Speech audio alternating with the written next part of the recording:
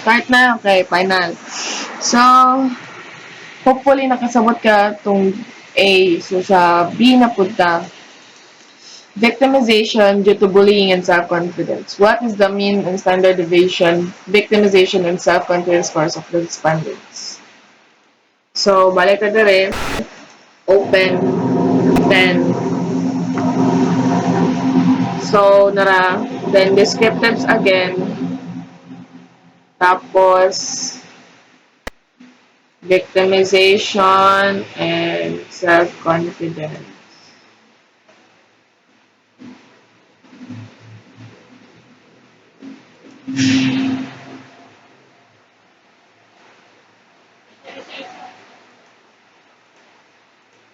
Ang gala ng IQR ay minimum, maximum, median, Shapiro.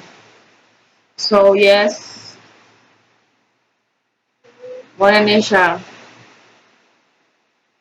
Tama ba? Ano ba yung data na kung 36.8, 30. Yes, muna siya.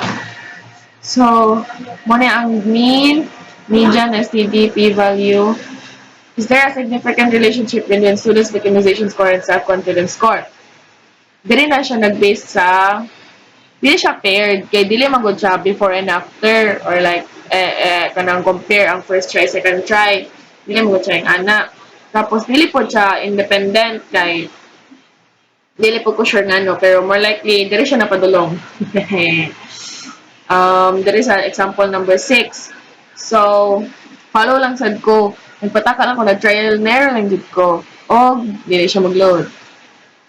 There, pa yung good job question, no? Is there a significant tapos what model, ha? So, number 2. Is there a significant? So, maggamit po pag linear correlation, keme-keme. So, click na regression and correlation. Regression and correlation. Human, transfer academic performance and department to variables. Okay, academic, ayan, and self-confidence. Tapos, check the Pearson's R under Pearson's R.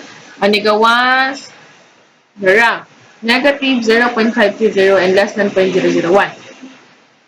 So, the computed R is 0.71. The computed R is negative 0.530. The result indicates that there is moderately high positive.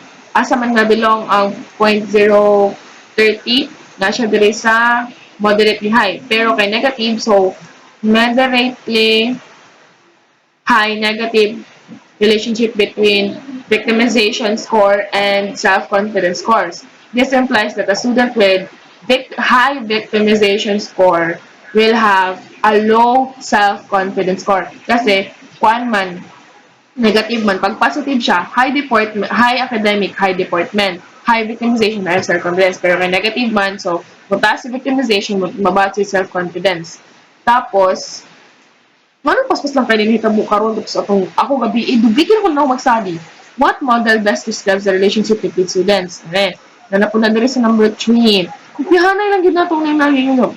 So, bata na to ron kay click regression and linear regression. Linear regression. Human, transfer academic variables to covariates and deportment to dependent variable. So, ang dependent variable na ito ni self-confidence score. Kaya siya man ang mag-change pag mag-iba ang victimization. So, si victimization dire. Human, muna to siya. Nag-load pa. Sorry. Baby, I'm sorry. I'm not sorry. So, dire ta magtanaw. Dire pita. So, notang, before making your decision of the results, look at the p-values of the H1 rows. So, kana.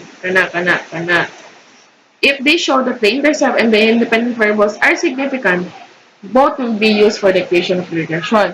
So, before p-values daw sa H1. So, p-values sa H1. Same sila diri less than 0.001. Which is, pag less than 0.05, kay significance ba ya? So, significant din siya. Kay both man siya less than sa 0.05. Tapos, so mo nang gigamit diri So, A is 54.041. So, A is 48.737. And then, B is 0.382. So, imuhang Y now is Y is equals to um, negative 0.514x plus 54.041. Like, question dito sa ang answer katong kaninga ni niya. Pero na nakabutang x dire, so be careful. So, Y jud na siya. Y. So, that's it. See you tomorrow. Putang ina, ba't ganun lang kadali? I swear. And then, isend ako sa mga documents sa ako. Yeah.